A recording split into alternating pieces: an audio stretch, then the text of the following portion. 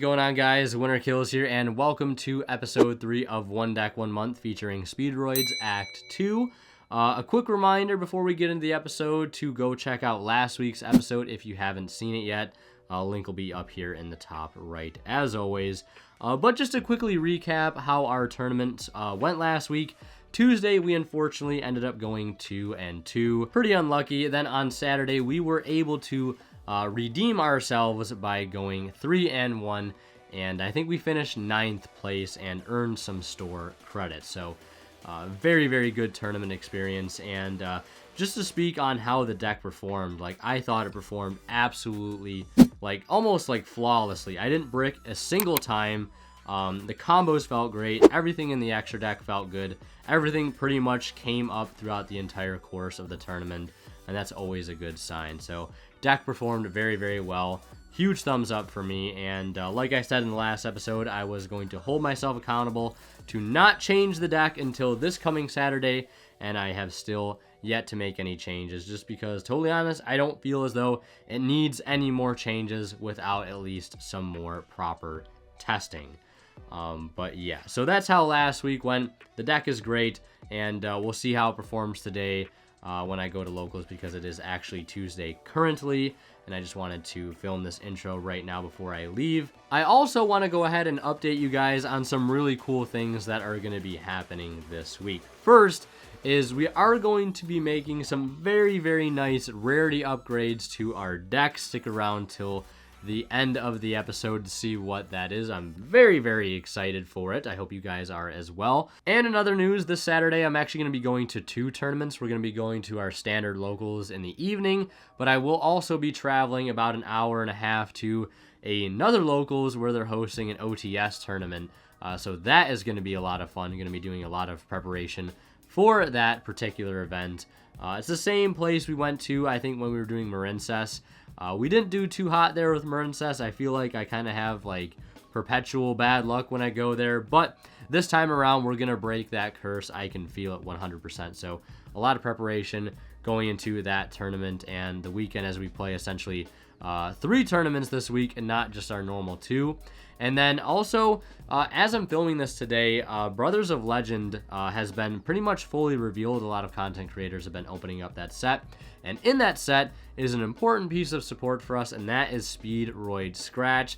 Basically, sign-up mining for Speedroids. But one thing I want to address about that card specifically is that I see a lot of people saying that they're going to be cutting Win the Win Chandler for this card, and I don't think that's correct. I think Win is just actually far superior for a couple reasons. A, it lets you discard any Win monster and not just a Speedroid card, and the cards you're discarding don't have to hit the graveyard, and Win's also a Win monster, which pairs well with Small World, which I think is just a lot better at the end of the day. Whereas Scratch says you have to specifically discard a Speedroid card, and they have to hit the graveyard. That I really don't like that much. I think if anything going forward, it's going to be a 1-of in the deck. I think by no means it replaces Win the Win Chandler. It's not that good of a card. I think Win just actually outclasses it, and so does Small World. As much as I hate to say, you know, a new piece of Speedroid support isn't what we think it is, you know, I think that's just the way it is, unfortunately. I think I'll definitely be testing 1 to search off Corkscrewder in certain combos, but I think 1 will definitely be the max for the time being. There's also an interesting extender in there called Summon Storm. I'll throw a picture of it up on the screen here. I don't know how good it's going to be in the deck. It might be like a little redundant because we already have so many extenders in the deck that can summon themselves from the hand. So I don't know. Maybe we can use it to summon like a spell canceller from our hand in games 2 or 3. I don't know how much utility to have in our deck. Just wanted to bring you guys up to speed with all the cool things that are going on this week. Rarity upgrades, OTS tournament on Saturday, and some new support cards on the horizon. So yeah, I'm gonna get ready to head out to locals here soon, and when I get back we'll go ahead and do our Tuesday match recap like usual. So yeah, wish me luck, guys.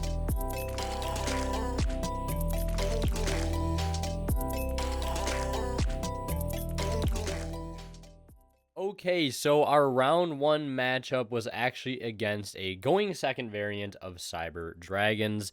And it was played a little, how do I put this, interestingly, and you guys will see what I'm talking about here in just a moment. But we're going to be watching this at like 4 times speed, keep things as short as possible, and try to be detailed as much as possible. So my opening hand, I think, is Imperm, Small World, Win, Droll, and Gadarla, I think, is the opening hand here. So it's pretty okay. I mean, if the Small World fails, we do have Win as a backup, right? So we can get to Terror Top no matter what. But we start with the Small World, reveal Gadarla, reveal Win, reveal Terror Top. Only thing that matches between all of those guys is that they are all Win monsters. Summon out Terror Top. Terror Top adds this Marble Machine here. And this is like the perfectly good standard combo here. We're going to summon out Dice, go into Cork Shooter, make the Cork Shooter here a 5 when we bring back the materials, go into our Band Shooter, banish a 6, reveal the Hound and the Duke. Right, and then it doesn't matter what we're going to get here because we're still going to end on Baron plus Crystal Wing. And, yeah, that's basically what Terror Top gives you. Granted, our opponent didn't have any interruptions, and if they would have had so much as a single Imperm on my Terror Top, I probably would have had to pass. I mean, granted, I would have had at least, you know, Droll plus Imperm in the hand to be able to counteract. It is what it is. My opponent leads with Mystic Mine, and I'm going to pause here for a second because for some reason, I didn't negate with the Baron. I don't know. Maybe it's because like I didn't know what strategy he was on, because obviously this is game 1, it's blind, I don't know what he's playing. All I know is that he made me go second, so I'm thinking like, great, am I going to get OTK now?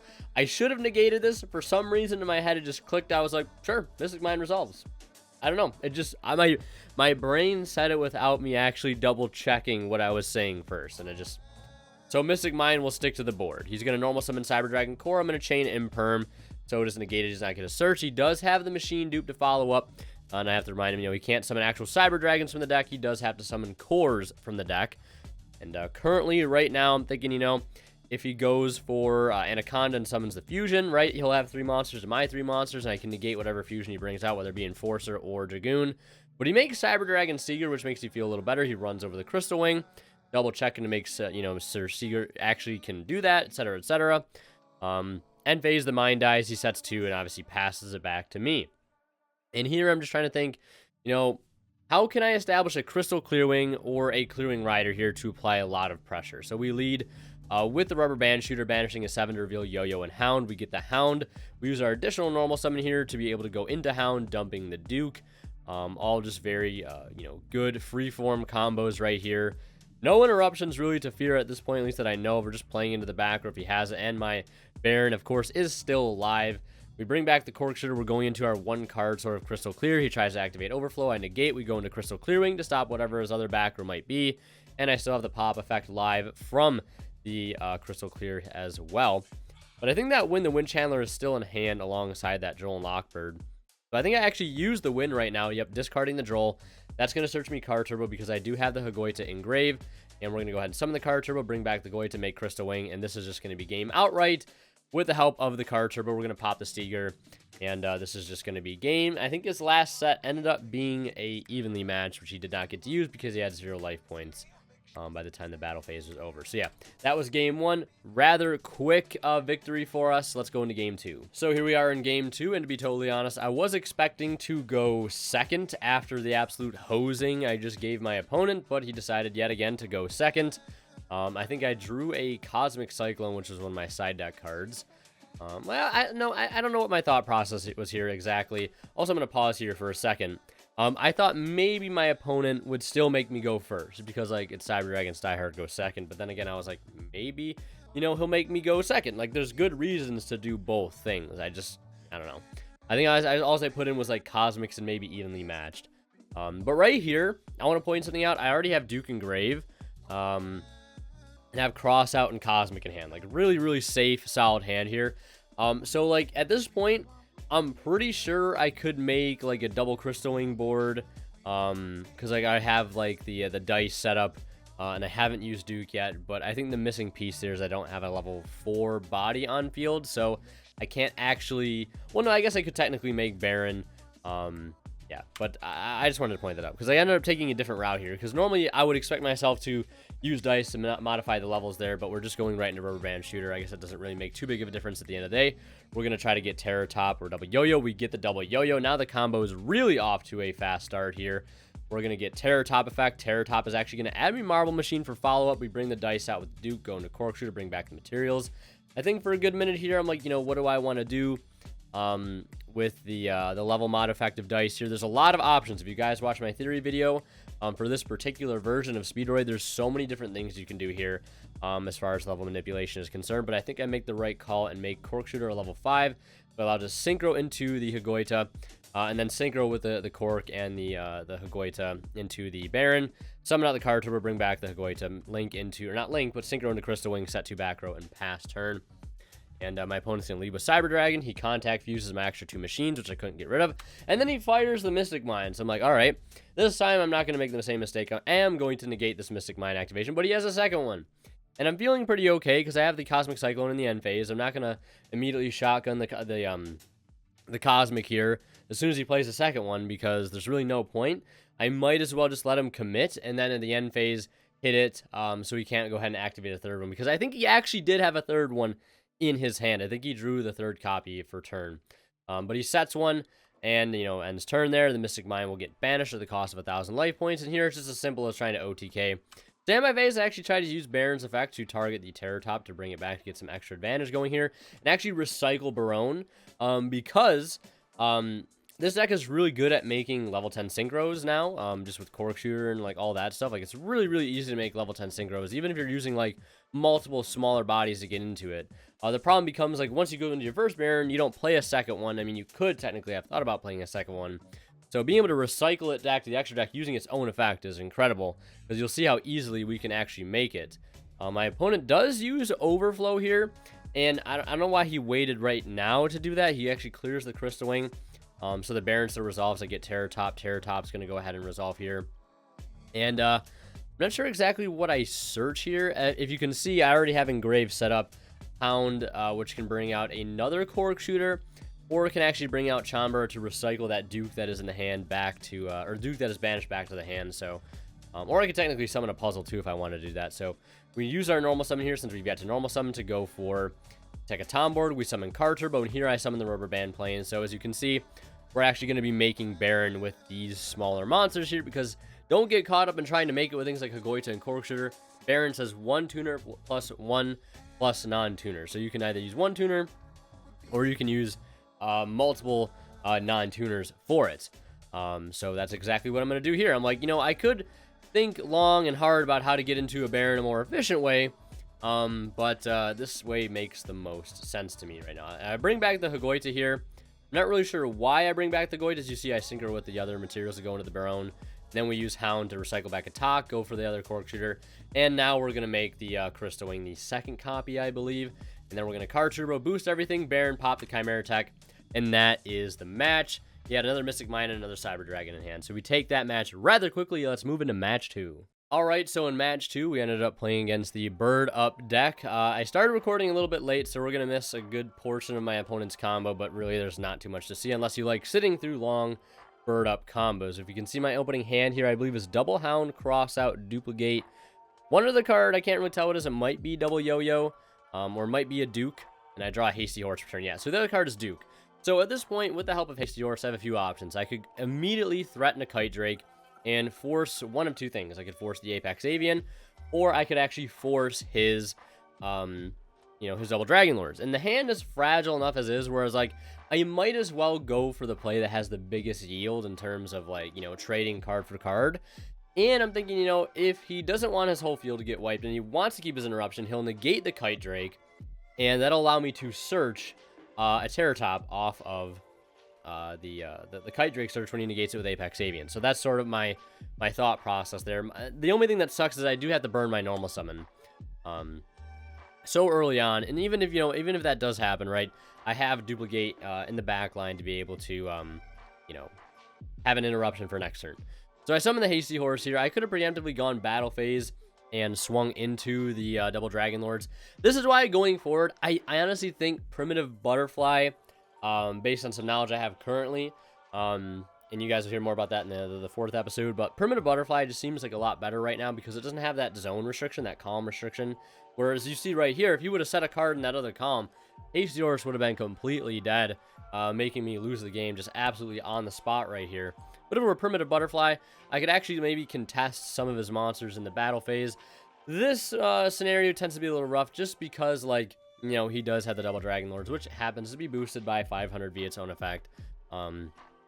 But you know, it is what it is. So, like, I guess a better example would be against a deck like Dragon Link with the Hieratic Seals. You know, you could easily threaten a battle phase push with the butterfly. They bounce it back. You can just summon the Primitive Butterfly yet again because its summon effect is not a once per turn. And it also has cool level manipulation effect. So I actually commit the Hasty Horse, commit the normal summon to Duke.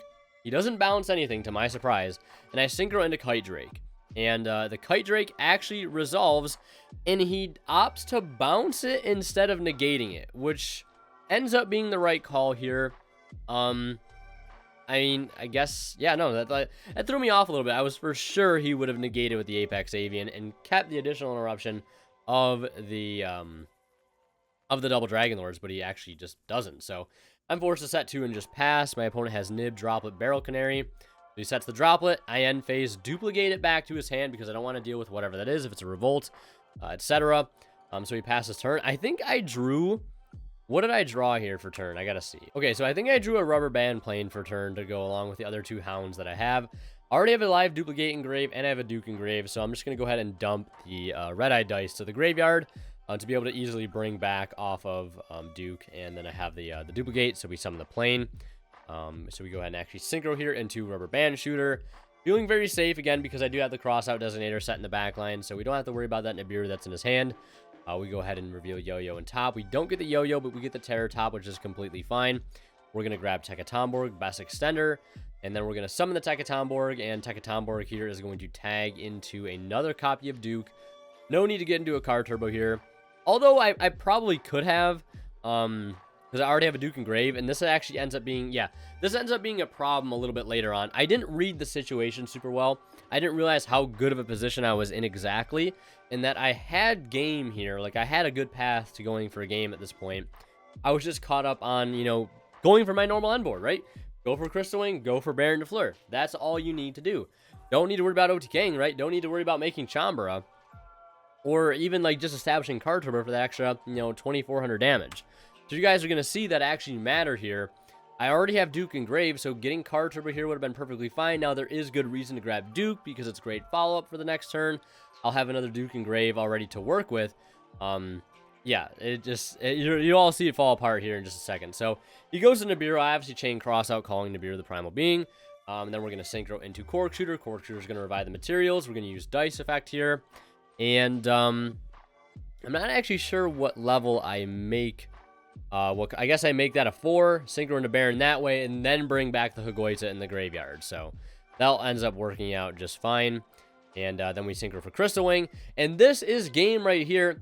If that other tuner I would have summoned off of Tekatomborg would have been card turbo, that would have been 1,838 and 38, which is more than enough for a game. So end up just missing game entirely because of it. And I was looking in my grave for card turbo, and I'm like, damn, I should have summoned a card turbo there. But now I have to worry about, you know, playing another turn when I essentially didn't have to. He has Droplet, pitching Nib in the barrel.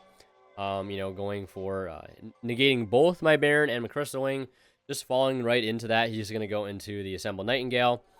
Go into his Zeus. Luckily, he doesn't have too much gas in the tank to keep going. And I'm able to luckily secure it on the crackback since he wasn't able to put up much of a fight. We're able to use Hound to bring out the Cork Shooter from the extra deck. Summon out the Higoita. And since he bounced back the Kite Drake earlier in the turn, you know, which actually low-key ended up being the right play. Surprisingly, not negating bouncing, just ended up being the right play. But, you know, it did give us that little bit of a push here later on to clear up the remaining damage by blowing up the rest of the cards in the field and swinging for 3k. So that ends up being that game. Let's take a look at the next one. All right, so here we are in game 2. Now, my opponent did play some mind games with me here. He did make me go first when I was expecting to go second. I believe I had 2 copies of Evenly Matched in my hand, but they will not be you know, in vain. They will come in handy a little bit later on. I start with wind pitching Gadarla here. which is already just a good going second card as is. Great bridge for Small World. Discard target if need be for win. And, you know, we get to our Terror Top play, or we're playing Terror Top Turbo. I think that's what I'm going to start calling this particular version of the deck, Terror Top Turbo, because you're playing 7 copies of Terror Top. And then we're just, doing our standard line here. Banishing a 6. Doesn't matter what we get. We get the Hound in this case, so we dump the Duplicate. Duplicate brings itself out. Save the Duke. Synchro those 3 cards into the Hagoita. Into Baron. Duke for the Cork. Bring back the Goita. Etc., etc. Set 1 pass, which ends up being evenly.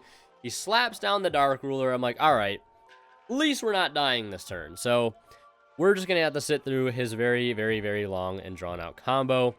And to spare you guys, we're going to skip through it. All right, so fast forward. My opponent gets into this field. The Robin, the Draco, the DDL, and the Simwaric. He clears everything in the battle phase, even though I can't take any damage.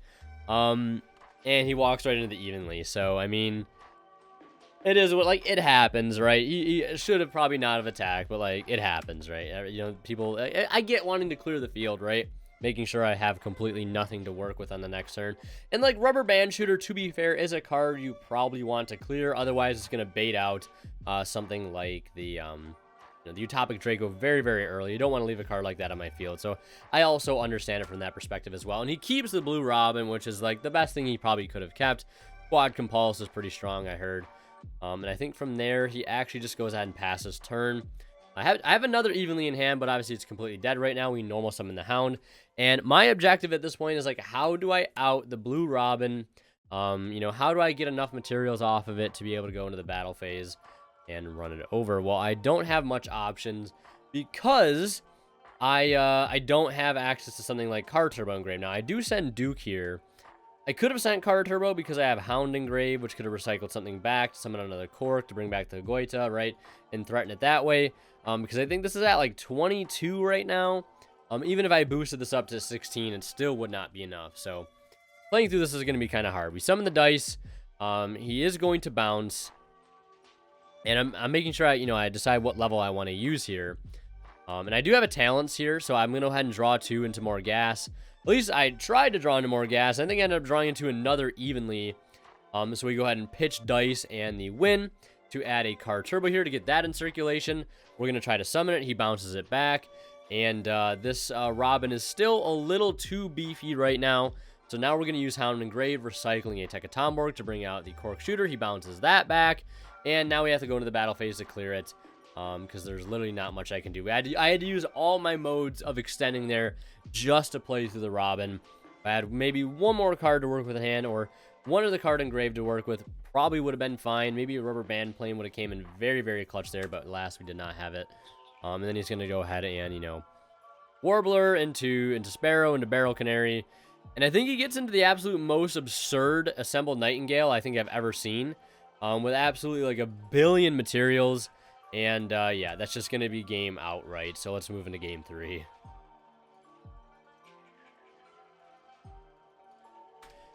All right, so game 3, we have a very, very good opening here, but my opponent happened to have the absolute perfect counter with it. That's just Yu-Gi-Oh! Sometimes. Open up Recovery, Hound, Duplicate, Dice. Yeah, very, very unfortunate. And one other, or double Hound I opened. So I go Hound. I'm like, you know what? Let's go ahead and send Terror Top here. You can see I've got the Gravity Collapses in because, we're going first here. At least I know 100% I'm going first. And, we dump the Terror Top. I'm like, I'll just speed Recovery it back. So we activate Recovery, target the Terror Top, and he has the DD Crow. And I'm forced to just set the Duplicate with no monsters in grave. And, forced to pass turn here. Maybe if I would have sent Duplicate and summoned it out and then Synchroed or Linked first, maybe he wouldn't have been inclined to do that. And we would have still had the live Duplicate live, or the Duplicate, the Duplicate live in the back row. It is what it is. He is able to banish the Duplicate with the Ominous Omen, and then he's just going to go ahead and continue to combo here.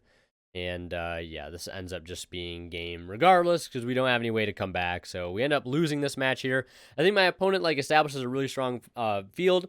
And as you can see, he has Harpy's Featherstorm in hand. And that's just going to seal it right away because that card's literally an FTK. So let's move on to round 3. All right, so here we are in round 3. I'm playing against my good friend Adam. And I think I ended up winning the die roll. I could be wrong. So this match, No, I know I lose die roll here. And this match has been haunting me ever since it happened. Well, maybe not so much now that, that future winter is here, but maybe like up until a week after this happened. This match was just on my mind constantly. So I do have an effect Veiler in hand. My hand's fragile. I think I have one starter in hand, and basically that's it. And I was afraid of Triple Tactics talent, which at the point of filming this video, I don't even know if my opponent was on talents with this particular deck list. So I have Veiler, and I see him open Long Yun, which is one of the best openings, right? Because he's gonna get right to Baron on his third summon. You can play around a lot of things. So he's gonna go ahead and summon Baron. I'm gonna take 12. He's gonna normal summon the Ecclesia. That's fine. Summon into Taie. And here I should have 100% tried to Veiler this Taie. Because that would have, forced the Baron negate, or he just doesn't get his Taie token and doesn't get into Chi-Jiao, doesn't get the Foolish Burial off Taie, etc., etc. But I decided to hold it in fear of him, not negating, or negating and then, using the talents on me, because I do have Terror Top in hand. I think the Terror Top is my only way to play. Yeah, I thought I had Hound, but I guess I have Terror Top, which is really good, but I was afraid of losing the Terror Top to something like talents. So I decided to, just hold it. I've got the Kaiju, etc., etc. Like, even Veiling the Chi-Jiao here would have been really, really good, too. Because you burn the Baron negate, and then you drop the Kadarla on the Chi-Jiao. But I don't. Just all out of fear of Triple Tactics talent. And then he follows that all up with Fusion Destiny, summons out the Enforcer, and that is going to do it for his turn after he sets the Blackout that I know he added. And, yeah, I think I draw into maybe a Crossout Designated for turn. Or no, I draw Tekatomborg for turn, which is really strong. So we go ahead and drop the Kadarla over top of the Baron.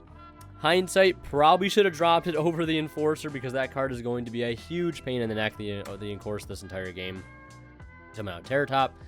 Terror Top is thankfully going to resolve, but now it's like, how am I going to play this out knowing that I'm probably not going to be able to go through my standard Terror Top combo, right? I have to kind of play this a little differently, so I add the Hound for just a backup plan. We summon the dice here because we're going to threaten an early Cork Shooter, but he's going to go ahead and pop the dice. With the Enforcer, we're going to normal summon Hound. Hound is going to resolve here, to my surprise. And right now, I just have to play through a Blackout and a Chi-Jiao negate, which is easier said than done. We summon the dice, and that's going to go ahead and resolve. We summon Cork Shooter, and he's going to negate the Cork Shooter. Then we're going to Synchro 6 into Juju. Juju's a pretty clutch card right here because it cannot be destroyed by battle or card effect. So the Blackout can't clear it, and he can't run it over in battle, and Enforcer can't deal with it either. And here I actually go ahead and make a very questionable decision. I was extremely caught up on leaving Hound in the graveyard. So I actually ended up banishing Terror Top and Tekatomborg to send his Chi-Jiao to the graveyard. I should have left that Terror Top engraved because it would have been a fantastic speed recovery target later on. Because using speed recovery on pretty much any other card in my graveyard right now is like actually useless. So I set the Crossout Designator pass. He gets the Ecclesia back because the Enforcer at the grave. He draws the Iris Sword Soul for turn, is able to summon it off a Dasher, brings back the Enforcer, normal summons Ecclesia, right? There's just so much advantage going for him right here. And he actually can't get over the Juju because of its inherent ability. And I found that kind of funny that he actually ended up forgetting about that. Then he, tags the Ecclesia into the Taie effect to go ahead and banish here. Do I Veiler now? So yeah, I do decide to Veiler, and he is going to let the Veiler resolve. So at least now I'm getting some value out of the Veiler. And then he's going to go ahead and use the end, or not an end phase, but he's going to use the effective Enforcer here to pop itself, and the set designator that I had. He's going to get Enforcer effect, Ecclesia effect to add itself back. And I draw a Small World, or no, I draw a Recovery for turn.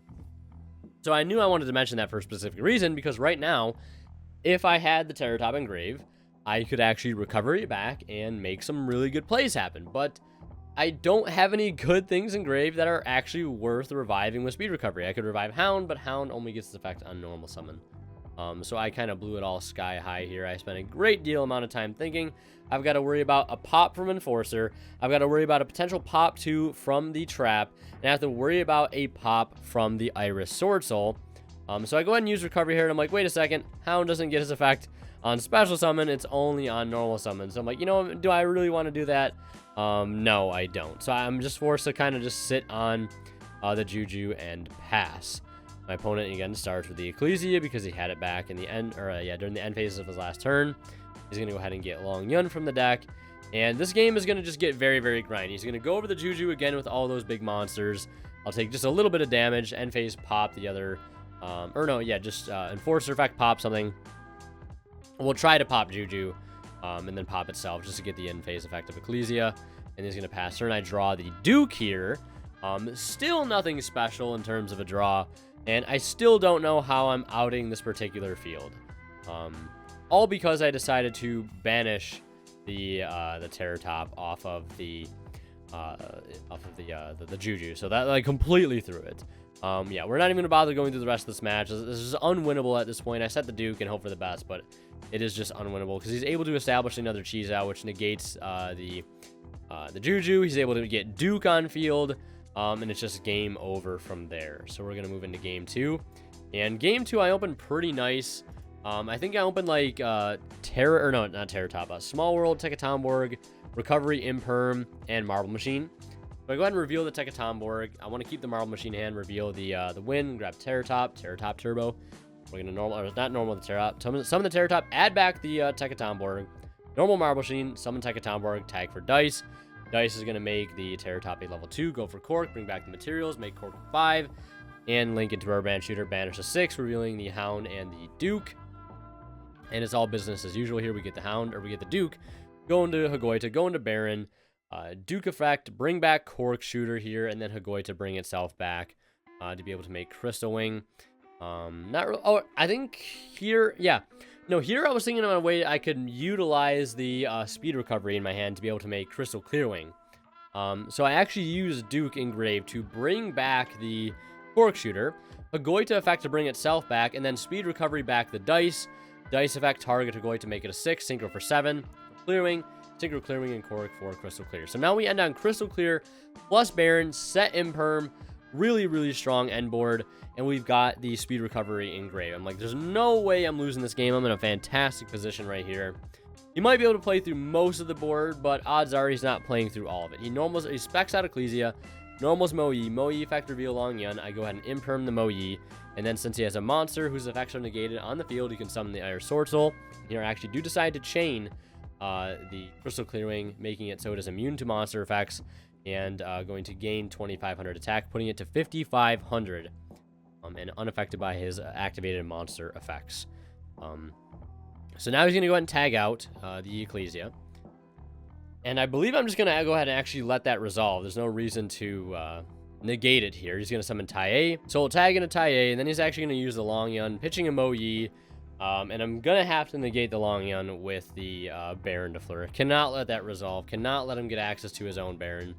And at this point, he has pretty much used all of his names. He uses Tai right now. That's going to get a token. He's going to go ahead and synchro into Chi Zhao with the Mo Yi. And he's going to chain link one, or he's not going to synchro into... Okay, he is going to go to Chi Zhao. He was looking at Berserker. But he's going to go into Chi Zhao, get the draw off Mo Yi, and get the search off of Chi Zhao. And I think he's going to actually go ahead and search Blackout here, if I'm not mistaken. No, he's going to go ahead and search out the Emergence. So he could search any worm here. And he does have Tai on field. So going for Protos is a very, very real thing that he could do. You know, locking me out of wins the next turn. That would be pretty catastrophic, but we do have at least the Crystal Clearwing to be able to survive the Protos effect. So, like, I should have let this resolve here. There's no reason I should have negated the Emergence here, because I let him resolve Destiny. And another interesting thing, too, the whole time this was happening, I was like, I had no reason to negate the Emergence. I should have held it, because then I would have been able to stop Fusion Destiny. But it didn't even matter, because if both of us forgot that he activated both of these spells in the Imperm column. Mind blown. So, like, yeah. From here, the game is just going to spiral out of control, out of my favor. And he gets access to Enforcer. You know, we're able to make a decent comeback, but eventually Grand Duke hits the field, and it's just game over. So, like, after that point, it's just like, wow. I cannot believe I was that oblivious to that. But it is, like, my friend even asked me, he's like, where was the Imperm column? Right here, and then proceeds to slap Emergence and Fusion Destiny in that same column. It is what it is. This happened a couple weeks ago. I'm over it. But always remember your Imperm column, folks. Let it be a learning experience. Let's take a look at the last round, though. All right, so here is the last round for our match recap right here. I know it's been a long time. I hope you guys enjoy these parts of the videos. Let me know down in the comments. But looking at my opening hand, we have Small World, Crossout Designator, Ash, Hound, and Dice. So the Small World is going to be completely live. And I believe I've revealed the Ash.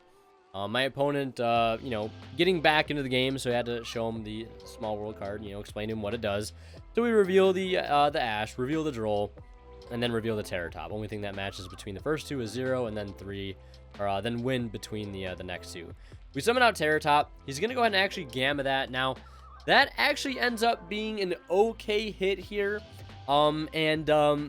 This is where, you know, playing a card like Small World kind of comes to bite me a little bit. We invest so much into getting the Terror Top, and then it's met with an interruption, so we are really strapped for cards right now. But luckily, and I mean luckily, I have a backup sort of contingency plan in the hand here in the form of the Hound. And I have Crossout Designator, but I'm not playing a Gamma because I don't expect Gamma that often. And I feel like a lot of decks aren't on Gamma that much anymore. At least the decks in our local area that we're playing it were Tri-Brigade and VW, at least pure Tri-Brigade. And a lot of those lists have sort of fell off those particular cards. A lot of those decks have actually just fell off in general. My opponent tries to Imperm, but, you know, I remind him, you know, you can't Imperm unless you have no cards. So, you know, again, still returning to the game, still learning some things. But we're going to go ahead and resolve the Cork Shooter here. Go for the puzzle, kind of make a very, very conservative play here. End phase, add back the Terror Top to try to recover as much as we possibly can. So my opponent does leave with the Imperm. I go ahead and fire off the Crossout Designator, call Imperm. He normals Kit, links that into Almirage. Kit effect, we go ahead and negate. And I figured if he's going to burn his normal summon on Kit, I might as well just negate the Graveyard effect. And it does work very, very well. Standby phase, we tag into Puzzle. I don't know why I tagged into Puzzle. I guess it's probably the best thing I could have tagged into. We normal summon the Duke. Then we're going to synchro into Wind Pegasus. And then we're going to go ahead and use the Duke effect Engrave. To bring out the Cork Shooter here, please tell me I use Wind Pegasus effect. No, I don't. I just go right into the Baron. Battle phase, run it over. He takes 3k. And then I don't get the end phase effect of the puzzle since it was not synchro summoned. So we do have the pass turn there. And he decides to go ahead and scoop on the next turn. He did have a Solemn Strike set. I don't know why I didn't use it. He could easily strike my Baron. It would have been very, very high impact, but then again, it is what it is. Let's take a look at the next game. All right, so here we are in game 2. I did open a side deck card in the form of Lancia, and I also opened up Evenly Matched as well. So really, really, really solid going second cards here. I think I opened up Talents too. Like, my hand is just stacked. So he summons the Caress, you know, dumps all the cards to the grave. On resolution, I'm obviously going to fire off the Lancia to basically make him turn skip, and that's unfortunately what happens. We summon out the Terror Top. He does Ash the Terror Top. I go ahead and Talents here, and I draw 2. That's going to dig us deeper into some more extenders here. We're able to fire off the Win, pitching Yo-Yo to go ahead and add Marble Machine. And then everything is just, you know, business as usual. Since I already opened up the Tekatomborg, we're going to summon the Dice, make it level 2, Synchro Cork Shooter, bring back the materials, make Cork 5, Synchro, or link into Tutor, banish to 6, reveal Hound and the Duke. And then we get the Duke to our hand, normal Duke, and yeah, it's just business as usual. The combo I was doing pretty much all day. It's very, very good combo, you know, considering that Terror Top resolves and you have the extra extenders in hand. And, you know, we've got it right here. All good. And we're going to summon out the card turbo. And I actually, you know, decided to take it a step further and actually summon the card turbo to synchro into Clearwing Rider. And then I use Clearwing Rider effect. What do I roll off the Clearwing Rider? I roll a 1. Which is all I needed to roll. We shuffle back 1, pop that. It's at 4,000, 3,000. That is game. Exactly. And we end up taking the match very swiftly. 2-0. Didn't even need the evenly match. So, yeah, we end up going 2-2. Unfortunate losses in rounds 2 and 3 to my friends Kevin and Adam. Round 3 was a little unfortunate with the Imperm thing. But it is what it is. We're always learning. We're always improving. And, yeah, let's see where we can take it from here. Alright guys, so welcome to Wednesday. That is technically in the 4th week, but it's not really the 4th week because there's actually going to be a 1-week break this month for Speedroids because I won't actually be able to go to locals this Saturday to complete the 4th and final week, which is good because I get to go to a concert that I really want to go to, and we also get more time with Speedroids, which is just never a bad thing. But I wanted to update you guys on some really cool cards we've gotten for the deck. I've talked about some rarity bumps at the beginning of the episode that I teased, and I want to go ahead and show you guys what those things are and some things I actually ended up getting in the mail as well. But as I'm recording this, I actually just had the absolute pleasure of chatting with Aerosol TCG, the main person that got me interested in Earth Machine and got me this heavily interested into Speedroids. I've shouted him out in tons of other videos of mine. He makes incredible content. And we just basically sat in a Discord call and talked about Speedroids for about like 2 hours, I want to say. We talked about some other things too, some other decks. But he's completely opened my mind to a completely different play style of the deck.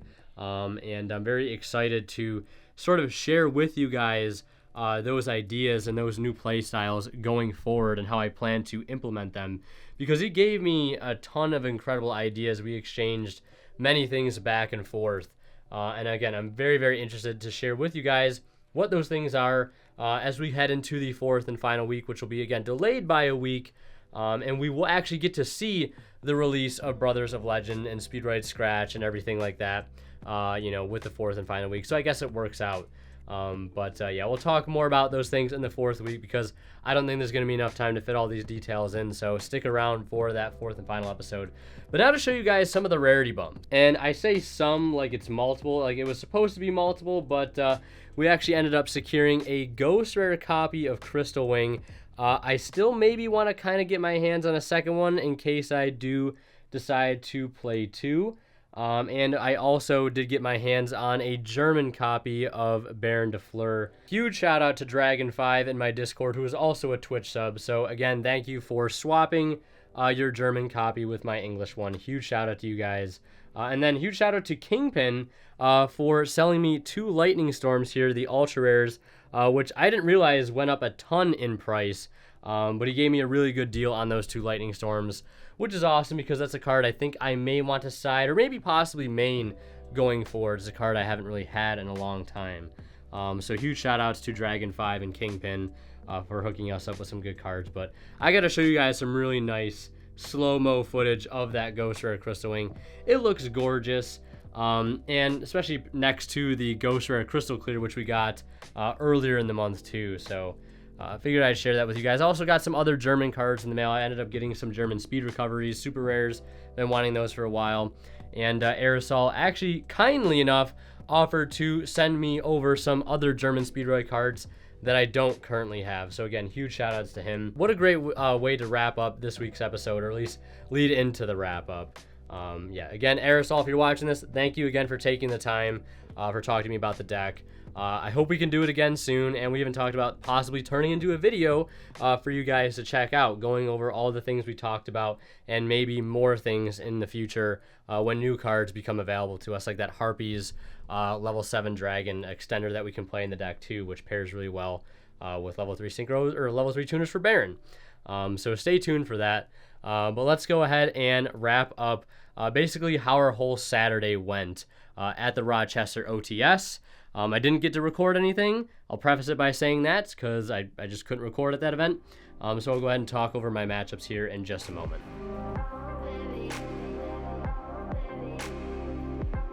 Let's talk about how our Saturday tournament went. I actually didn't go to my locals that last Saturday, or not this last Saturday, but the Saturday before that, because I went to an OTS event at Millennium Games, which is in Rochester, New York, about an hour and a half away from my actual locals. I was planning on going to both. At the beginning of the episode, I said I was planning on going to both. Did not get to go to both because of time constraints. I ended up staying through the entire 8 rounds, 6 rounds of Swiss, top 8, top 4, well, 9 rounds, I guess, because my friend Alex ended up winning the entire thing, so I stuck around to cheer him on. And my brother ended up getting top 4. Now, as for my performance, right, you guys have been seeing all these OTS profiles I've been uploading, but what about me? How did old Winter do? We're going to talk about that right now. So up on the screen is the deck list that I admittedly stayed up a little too late working on. I have a problem where I stay up way too late the night before trying to last minute tweak the deck, and it always comes to bite me because I did not get enough sleep. I got enough, but not enough, if you know what I mean. But this is the list. As you can see, I last minute decided to throw in a Dark Ruler into the main deck and cut one of the triple tactics talents that was in there, because I was worried about main deck Dark Rulers game 1, and I wanted to be able to have the cross-out target within the deck to make it so our end board would not lose to the card. While I was trying to fall asleep, I was thinking to myself, you know, should I switch it for Droplet? Because I could use Droplet going second, much like I can Dark Ruler, but, you know, Dark Ruler cannot be set turn 1 to any effect, whereas, you know, Droplet can be set and be, you know, used as a bit of a trap. You know, while I was thinking about that, my deck list had already been printed, didn't have time in the morning to make that modification. So this is what we went with. Everything was pretty much okay. The hand trap lineup I felt was good. The Dark Ruler main was whatever. I still kind of wish this was talents for the most part. I actually don't ever think... I think I resolved Crossout Designator maybe one time the entire 6 rounds that I played in. There's the side deck. The side deck I think is awful. Wish I would not have sided this. Wish I would not have sided these. And probably not these as well. I wish I would have moved the Dark Rulers like into the side completely, put in another twin, and maybe a reboot. Yeah, I think that probably would have been a little bit better. Or D-Barrier. I wish I would have sided D-Barrier too. D-Barrier would have been insane. Because yes, I can turn off my own stuff if I'm playing against something like, you know, the Sword Soul strategy. But if they can't synchro, Sword Soul doesn't really do anything. And I still have really 2 massive bodies on my field that they can't out, most likely. And then on the next turn... they're turned back on, and I have, you know, 2 interruptions already chilling on the field. So, wish D-Barrier was in the side too. The extra deck was okay. I had no complaints about the extra deck whatsoever. But let's go ahead and get into the matchups here that I actually have written down. Round 1, I played against Sword Soul, which is actually the guy that got second, I believe, at the event. Really nice dude. If you're watching this, shout outs to you. You played against my friend Alex in the finals and lost, because Harpy's Featherstorm is an insane card. But game 1, I opened up unplayable. My opening hand was Dark Ruler, Crossout, Called By, Hasty Horse, and Godarla. I've said at the beginning of this video that I feel like I've had a curse going to this place. And that curse, I guess, still is sticking around. Because round 1, game 1, win die roll, and open unplayable. I didn't change my ratios of starter cards whatsoever. Like... this list of cards here did not change. Like a lot of these cards down here, I could make them whatever I want, and it would really not change the consistency of the deck. If I don't draw a starter, I still at the end of the day don't draw a starter, and that means I don't play. Now, it comes to, you know, I don't draw a starter, but then maybe I draw some of these extenders that can go together to get a play going. Nope, didn't see any of them. Just saw all of these sort of bottom row cards in a very unfortunate fashion, and he ended up OTKing me. As he long unburned, went for the Baron, Chi Zhao, and Desires into a Sacred Summit, into a Taiye or a Moyi, and went for game. Game 2, interestingly enough, I was able to play, and I won. I went first, opened up Baron plus Crystal Wing. He had evenly. I had the Lancia for it. And then a turn or so later, I flipped a Gozen match on him after I Nibiru'd him. He could not out the Gozen and the own token that he had on his field because it was light. He chose to keep light. And I obviously chose to keep win. Now, I couldn't out my own Nibiru token for a few turns. It was actually quite slow to out it. I remember at one point I had to use Hound to recycle a plane to summon out Chambra. And then next turn I had to tribute the Chambra with a Win the Wind Chandler to get back a Duke. And then next turn I needed to normal summon the Duke to be able to go into a Kite Drake, to be able to go into Clearwing Rider, to be able to then out the token and OTK and take the game. And then game 3, would you guess what happened? I opened unplayable again. I forget what the hand was. It might have been like Recovery, like Hasty Horse, and then like just some other bad cards. It was really, really rough. Like super, super rough. So we're already off to an 0-1 start. Round 2, I go against Drytron. Game 1, I win die roll. Great against Drytron. Opened unplayable. My opening hand was 2 Speed Recovery. I was only playing 2 Speed Recovery, keep in mind. I opened up Droll, Imperm, and one other card. I think it might have been a cross out or something. Yeah, Droll, Imperm, Double Recovery, and something else. I forget what the last card was. But I Droll him after he adds off of Zeta. He talences me, rips out the Imperm, and I am forced to pass. Well, yeah, he just basically sets up Evas and things like that, and sets up Beatrice and, you know, a board that I can't out, basically. So, because I top deck Tekatomborg, and it's just over. Game 2, I decided for some reason it'd be a good idea to side Spell Canceller, which in theory sounds great, in practice is awful. So I go first, search Spell Canceller off of Small World, get into Rubber Band Shooter, get Terror Top, and at this point I'm left with two options: either additional roam with a Spell Canceller and put my opponent on better have the out, or, you know, better have opened, you know, the right amount of cards to get over this, or I go for Terror Top and try to end on a standard board of maybe Baron plus Crystal Wing or double Crystal Wing. And I decide to take the route of normal summoning the Spell Canceller, and would you believe it, my opponent has the Diviner to out it, and he's able to combo uncontested, and that is the match. Punted right there, needless to say the least. I was this close to just dropping entirely and not playing another match after that, but I stuck it through. Round 3, I played against Pendulum Magician. Games 1 and 2, my opponent put up an okay field, but I had the hand trap for the choke point every time, which was his Hauka Fibrax. He was still able to like make like a Dweller sometime, put up the Odd Eyes Persona Dragon, which actually ended up being the most problematic card to deal with. But I think I Clear Wing Ridered him both games, and I was able to wipe the field and put in a ton of damage. Clear Wing Rider is so good.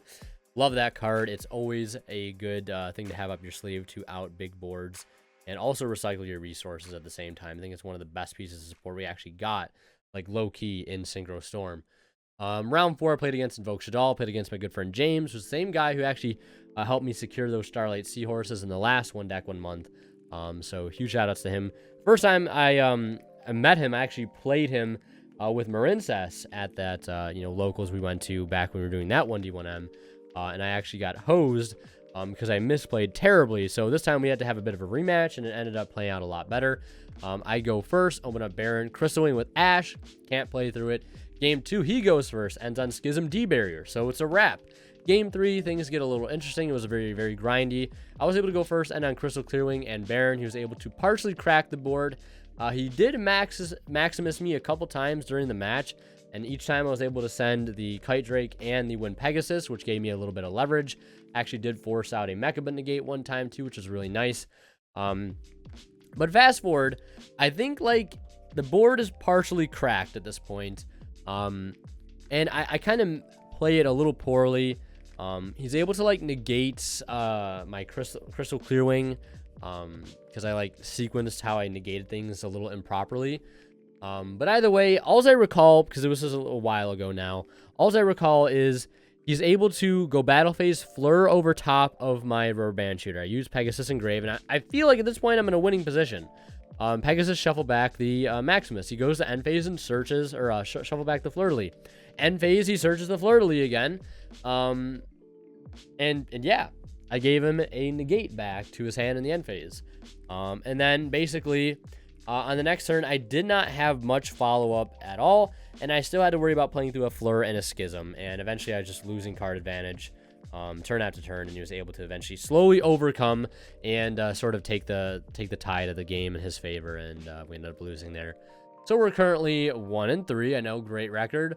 Round 5, I ended up playing against my friend Jay, who was on Drytron. I won the die roll, ended on a board he could not crack.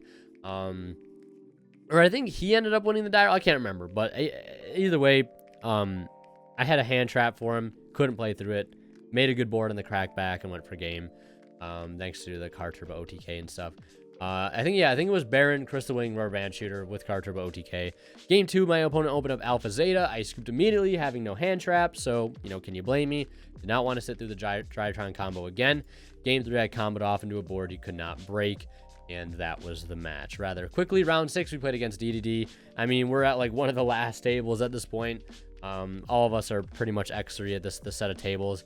Game 1 end on Crystal Clear Barone, and through Imperm and negate literally everything he does, and he can't do anything with DDD.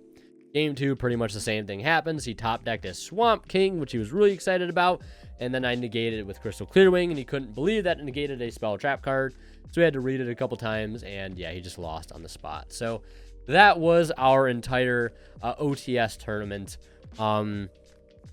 Yeah. Yeah. As I mentioned earlier, we are taking things in a little bit of a different direction because of my chat with Aerosol. And you guys will start to see what that, change is going to be as we head into week 4. So don't miss that episode. Be on the lookout for it. It is going to be a monumental shift in how the deck is played. It's going to look very, very different. But yeah, that is going to do it for this episode. I think on the week with our 2-2 finish and our 3-3 finish of the OTS, that brings our grand total for the week of a 5-5 record, bringing our total record up to 15-11, I want to say, is our current overall record. I'll put that up on the screen somewhere. So we have a lot of room to improve. If we can go XO on the actual next 2 tournaments we go to, that'll be documented in the series, we can go 23-11, which is not bad. I actually did go to 1 locals in between the gap of weeks 2 and 3, and I went 3-1, but I won't count that towards the record. So we're currently 15-11. A lot of room to improve. So yeah, thank you guys so much for watching. If you want to see more of my content, click on one of the videos popping up on the bottom of the screen right now. And as always, Kill signing out. We'll see you guys in the next one. And like always, a huge shout out goes to our Divine level channel members, and they are Cadillacs84, Pony Stark, Keith Sidgers, Tweeter0226, and Black Ninja Money. Thank you guys so much, as always, for your extremely generous support of this channel.